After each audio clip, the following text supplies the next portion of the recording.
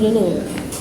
Kalau di pedesaan dia di tingkat perkumpulan orang-orang yang notabene pendidikannya itu masih rendah, itu biasanya gini Bu, biasanya orang yang mempunyai kekuatan ekonomi itu cenderung lebih dindel daripada orang yang ekonominya ya dari orang yang berilmu tapi ekonominya menurut saya masih. Jenengan di desa mana? Ya kebetulan ya di sebelah sana Bu. Enggak apa-apa tanya. Desa mana itu? Binangun Bu. Binangun. Iya, terus. Kadang-kadang gini, ada orang yang mempresentasikan suatu kebenaran program benar itu masuk akal, tapi kurang direspon oleh masyarakat. Gara-gara yaitu kembali lagi ya disabrak ya oleh seseorang yang notabene agak kaya apa gimana itu, tapi ngomongnya vokal gitu. Pasti itu yang kaya pasti kasih sesuatu, ya kan? Iya. Tapi itu terkesan di masyarakat itu lebih berbobot Bu. Omongannya mantap. Oke, sudah ya. Terus yang ditanyakan apa? Yaitu bagaimana strategi cara mengatasi supaya maksudnya kita bisa dipercaya, gitu. Bisa mempengaruhi mereka. Iya. Oke, saya jawab langsung ya. Jadi begini, memang masyarakat juga tidak selugu dan semurni yang saya sampaikan. Artinya ada juga masyarakat yang tertentu yang seperti itu tadi. Jadi kondisinya berbeda. Tadi yang saya sampaikan kepada Pak Ikrom itu kan secara umum, ya. Tapi ada kemudian perlakuan-perlakuan khusus di daerah tertentu seperti tadi. Kenapa yang Binangun memilih anu? Karena itu berbobot kata-katanya gitu ya. Berarti itu bukan karena kekayaannya, memang kata-katanya. Lah dari awal kan saya bilang ya, awal pertemuan tadi kan, public speaking itu sangat mempengaruhi keberhasilan kita, ya. Bukan rebong melarate kayak apa, nek bisa memilih kata-kata yang betul-betul menggugah hati, menarik hati, membuka pikiran supaya mengikuti, berhasil, ya. Nah itu jadi intinya itu pada ini public speaking. Makanya saya bilang kalau Anda ya mahir public speaking, insya Allah harga dia apa-apa bisa, ya. Saya sejak gadis itu adalah dari Masjid TPQ, semua saya yang mendirikan dengan ayah saya. Jadi yang memanage juga saya. Nah, artinya di umrohan pun saya manajemen supaya masjid saya tidak saya kuasai sendirian loh, ya, dari awal. Jadi di situ mungkin masjid-masjid jenengan tidak seperti masjid saya. Jadi minggu pertama Kiai Anu dengan tafsir, minggu kedua Kiai Anu hadis, ya, minggu ketiga Kiai Anu tauhid, minggu keempat itu berarti beda-beda materinya. Cuma sayangnya gue anak baik, ya, kiai sing ngeyel sing disampaikan ya sekarpe dewek kaya kuwi baik. Nah aku tenai ruang sing terakhir, artinya jadi sing menyampaikan itu dok satu kan selama ini kan gitu ya. Rajaban Ustadz 4 cerita karena bulan Rajab cerita Rajab kabeh, kembar kabeh, artinya akhirnya majelis taklim ora payu kan gitu ya. Kalau di tempat saya enggak, tak manage ini tafsir, ini hadis itu. Jadi 4 minggu 5 kadang-kadang 5 itu beda semua materi dan harus konsekuen. Ustadz 1 tafsir ya tafsir terus, Ustadz 2 hadis ya terus biar nggak tabrakan materinya. Itu salah satunya ya. Jadi manajemen kampanye, manajemen mempengaruhi juga perlu ya Pak. Pak siapa sini? Nanti dulu sebentar belum selesai. Nah terus lagi orang kaya yang diikuti mesti itu orang kaya yang berbeda, ya. Ora pelit, dia kan pemurah ramah. Tapi ada wong sugih, tapi pelit mbedidil njengiti. Wah, malah disengiti wong, ya. Malah didongakna, kae moga-moga mati engko anu dunyane tak colongi kan iku ya. Nah, tapi pengaruh dalam programnya sama terus ada taruh program biasanya menang itu menang yang muhur ya kayak karena muhur nek orang muhur mungkin temenan guys orang percayanya apa maning politik ya. Saya sendiri sama suami saya bilang lah kayak ngapa ya jadi caleg wah apa maning siki kan anggap musim caleg kan lagi ya kiai disewani apa mending lah bojoku kan roh isuriah ya kan paham ya aku tok dosen aku. Gini Bu, Iya. tadi Ibu menyampaikan seperti apa yang menjadi kata kunci Pak Soeharto oleh rakyat untuk rakyat, kemudian Pak SBY, kemudian Ibu Megawati. Di penemuan kami itu semuanya melekat dengan jabatan. Mohon maaf, era Soeharto waktu itu media sosial belum seperti ini. Apa? Media sosial. Oh iya, medsos ya. Artinya hanya tahu ya Soeharto yang paling pintar. Iya.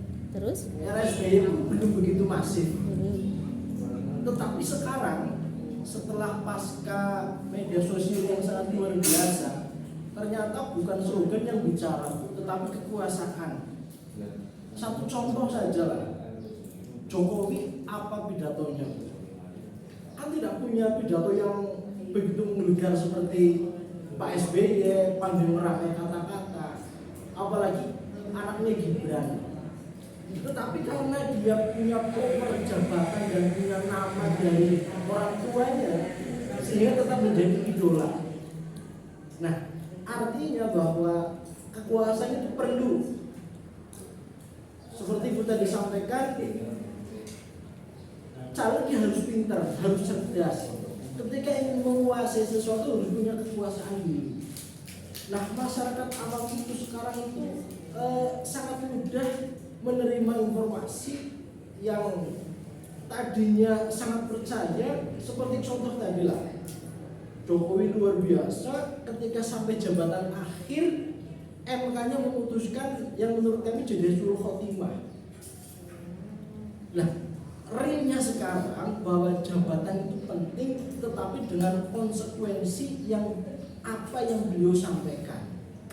Itu titik poinnya di situ. Jadi menurut kami siapapun yang akan menyampaikan harus konsekuen dengan apa yang telah dia sampaikan. Begitu. Oh iya, baik. Terima kasih. Ya, saya jawab ya. Jadi itu juga betul. Artinya bahwa siapa bilang kekuasaan tidak penting, ya kan? Mengapa kemudian dulu ketika para aulia ya, para wali ke sini tidak memegang kekuasaan tanpa kekuasaan secara langsung kan? Tapi beliau mengompori dan membuat atau bahkan masuk pada kerajaan-kerajaan. Ada yang jadi menantu, ya kan? Kebanyakan malah jadi menantu kerajaan-kerajaan. Mengapa? Karena itu kekuasaan penting. Ketika para wali datang ke sini tanpa kekuasaannya beda dengan kekuasaan yang tiba-tiba kayak Sunan Ampel jadi menantunya siapa kan gitu ya. Terus kemudian Sunan Bonang jadi menantunya siapa kan gitu. Semua kan gitu ya. Bahkan yang sangat di Demak Bintoro yang sampai berhasil menobatkan Raden Patah menjadi Raja Islam itu karena apa? Kan karena dukungan para wali yang waktu itu sebenarnya sudah menjadi menantu juga, menantunya Brawijaya kan. Nah, artinya bahwa memang kekuasaan pastilah sangat penting. Itulah yang kemudian oleh ulama-ulama kita kan sekarang dibumingkan seperti itu kan. Setelah hitoh kembali NU ke 2026 1926 hitoh NU, tapi selalu pasti para ulama memberikan kekuasaan juga penting. Jadi raihlah kekuasaan itu untuk berdakwah juga. Nah, seperti yang dilakukan oleh sekarang kan menteri kita siapa? Gus kan, menteri Kemenak ya kan, terus kemudian wapresnya ya kan Kiai. Itu memang sangat penting karena Pak legal formal itu juga akan sangat berpengaruh. Contoh, kalau saya ya, terus kemudian Pak Ikrom, Pak Hakim, wah wis kesel misalnya ya lambene guli memberikan pidato, wah narkoba haram kan itu ya, bla bla bla bla. Kalah dengan tanda tangane kue Risma Maharani ya kan, begitu Risma Doli tutup. Pokoknya nampak siat mending nang Doli. Padahal sing ceramah kawit zaman sedurunge Risma Maharani kuwe jadi bupati gubernur wali kota ya, wali kota, kiai ceramah masya Allah puluhan tahun tetap bae nang kono nggo maksiatan ya kan. Nah itulah pentingnya kekuasaan. Jadi memang kekuasaan penting ya. Cuma dalam arti ini adalah yang saya maksudkan justru pidato itu sangat mempengaruhi meraih kekuasaan. sampean jangan kira Pak Jokowi nggak punya ikon pidato, cuma saya lupa ya waktu itu soalnya pidatone Pak Jokowi memang nggak menggebu-gebu, gayanya biasa kan, Pak Jokowi kan gayanya biasa ya, slow.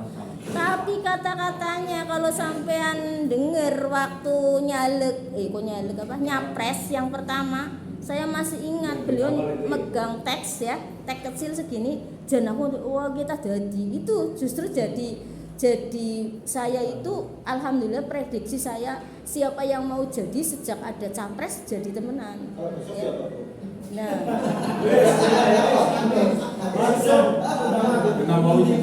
Nah, nanti dulu jangan khawatir mau saya jawab nanti ya. Nanti dulu, mau jawab di situ kok. Iya. Kata-kata tidak selalu menjadi penentu utama keberhasilan atau nama besar. Gibran bisa pidato apa? Kenapa? Karena anak presiden. Ya nanti dulu ini terterusin. Ya terterusin lagi ya. Jadi Pak Pak Jokowi itu punya ikon pidato. Cuma saya lupa tidak bisa, tapi boleh browsing ke internet. Mungkin pidato pencalonan Presiden Jokowi pada periode pertama itu bisa dia. Lah satu itu, kedua auranya, ya. Saya itu melihat Pak Jokowi ada tinggi. Kalau zamannya nyalon wali kota, nyalon gubernur sampai nyalon presiden, aku ngomong Jokowi jadi temenan. Karena auranya, pidatonya, terus itunya kelihatan banget kalau mau jadi. Itu ya, alhamdulillah jadi. Oh begitu ya. Saya sih nggak merasa khusus gitu. Tahu ilmunya. Saya tidak merasa khusus tapi melihat saja gitu ya. Harus sudah tahu ilmunya ya Bu. Ya, tapi ilmunya juga dua ya. Tidak hanya ilmu secara ilmiah tapi ilmu batin juga gitu, mempengaruhi ya. Iyalah dulu. Lah, udah ya. Sudah saya jawab ya yang itu ya. Lah terus jangan dikira tidak mempengaruhi. Terus tadi yang Gibran bisa pidato apa? Ya Allah, sampean berarti kurang update, medsosnya jadi update. Gibran iki batire urung pidato wis pidato disidek malah nggawa slogan. Ingat? Ya. Ingat? Ini pakai PKH. Hah? Ini Gawa kae lho, kotak-kotak kae apa jenenge? Papan kan? Papan. Itu pidato politik banget. Dan itu saya padahal orang Deleng karena waktu itu saya di mana ya? Di Bali pas lagi nyengok anak saya di Bali. Saya cuma lihat itunya aja di TV, jadi saya nggak dengar ngomongnya apa. Sampai sekarang saya nggak dengar ngomongnya, tapi saya lihat di TV. Wow, menang wis pinter ya politiknya. Saya bilang gitu, malah saya lagi di Hotel Bali nyetel ya, tapi ketinggalan beritanya. Jadi cuma lihat kayak gini. Sampai sekarang saya browsing terus lupa tertinggalin. Jadi orang krungu pidatone apa? Sampai sekarang orang ngerti. Lah kayak apa? Kayak pidato politiknya Gibran. Ana gawe kae lho siki malah berarti urung bagi-bagi wis bagi susu, wis bagi apa kae? Buku, susu. Pokoknya Gibran kuwi bocah enom sing wis mateng banget, saking matengnya sampai kematangan. Sumber materi yang kita sampaikan bisa juga atas bantuan orang lain. Artinya Pak, dewe kok merasa orang bisa ilmu falak, konsultasi terhadap orang yang mafhum ilmu falak gitu ya. Kita kok nggak paham masalah faraid, biasanya kan di situ. Kalau kiai-kiai kan sing orang matang gitu ya, faraid ya datanglah kepada yang mafhum faraid. Jangan asal menentukan pokoknya kiai warisannya seni dibagi seni, itu dosa ya. Mungkin di tingkat manusia karena masyarakat awam tidak tahu manut baik karo kiai ini kan gitu ya. Tapi ke tingkat pertanggungjawaban ke akhirat kita susah gitu ya. Oke. Atau kalau ini kan bantuan orang lain materinya, sampai mau ceramah ya, disuruh ceramah di lembaga zakat pemerintah. Biasanya kan perintah ya, kayak lulusan UNUGA kayak KPI gitu ya diperintah. Padahal sampai orang ngaji belas tentang zakat, ya kan? Jangan ditolak. Kok ngesuk maning dadi ulang kasih perintah. Ya diiyani bae tapi sampean konsultasi terhadap orang yang pakar zakat, ya. wah aku duwe kiai sing pakar zakat gitu kan. Langsung konsultasi, Pak, ngapunten niki pembagian zakat niku gimana nggih?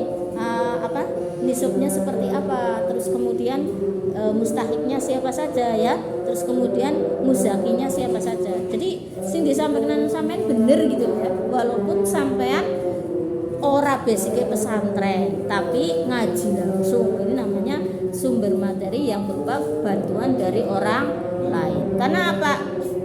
Kita jangan merasa gengsi, oh kalau minta bantuan orang lain berarti aku kok diarani bodoh. Loh, sing pinter ya siapa? Ya kan? Orang si bodoh sing alam dunia. Karena Jalaluddin Ar-Rumi kan bilang ya, Al-Ghazali apa Jalaluddin Ar-Rumi, nanti dicari ya coba, mengatakan bahwa kita itu kalau madai ilmune Allah bagaikan mangkok kecil madai air lautan sedunia. Tuh, berarti kan orang ngomong pinter nang alam dunia kan, sepinter-pintere manusia kok senopo dibanding ilmunya Allah. Jadi kita nggak usah pernah gengsi mencari ilmu atau bertanya suatu ilmu, apalagi itu yang terkait dengan Al-Quran, Al-Hadis dan ajaran Islam kepada orang lain ya. Kita tidak ada yang pinter, orang usah wedi diarani bodoh ya. Bahkan suami saya begitu anggar faraid aku sering kesu ya.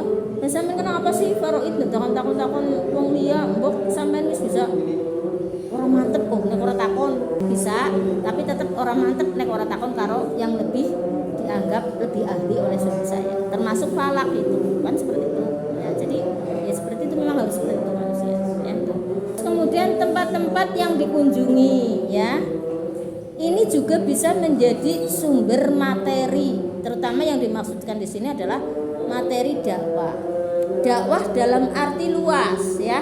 Jenengan kalau saya share dulu burung ya, ilmu dakwah ya enggak ada ya di sini ya. Enggak ikut sih ya. Di ilmu dakwah saya nanti di YouTube saya ya, diikuti semua ya. YouTube saya di apa namanya? Subscribe semua, nanti dicari ya. Ilmu dakwah atau apa namanya? Ini terkait dengan apa ini? Materi dakwah. Itu bisa dicari di situ. Itu sudah saya sampaikan. Tempat-tempat yang dikunjungi itu juga bisa menjadi sumber materi. Oh, nanti di buku saya juga ada yang buku saya tawarkan tadi ya, yang 60 ribuan itu. Nah, ini di sini sumber-sumber yang kita kunjungi bisa menjadi materi dakwah. Dakwah dalam arti luas. Jadi dakwah itu kalau dalam arti sempit adalah menyampaikan ajaran Islam untuk menarik orang lain masuk agama Islam atau melakukan ajaran Islam ya, melaksanakan ajaran Islam demi kebahagiaan dunia akhirat. Itu dakwah dalam arti sempit. Tapi kalau dakwah dalam arti luas, apapun kegiatan kita yang di situ isinya kebaikan dan dinikmati dakwah, itu sudah berdakwah. Itu yang saya maksud. Nah, makanya di sini termasuk ini sumber materi dakwah. Yang saya maksudkan adalah ya sampean lagi ora dakwah ya, sampean lagi nang KUA, lagi biasa, tetapi lagi menyampaikan zakat, itu juga namanya dakwah. Nah, ini yang saya maksudkan di sini, sumbernya bisa juga diambil dari tempat-tempat yang dikunjungi. Nah, ini ya. Misalnya apa? Ke Bali. Sampean berkunjung ke Bali. Nah, itu bisa juga menjadi materi dakwah. Karena apa? Sampean lihat di situ tema ya. Dia di situ, oh, orang Bali ternyata masih seperti ini ya. Nah, kan langsung tergugah untuk nanti saya akan menyampaikan seperti ini.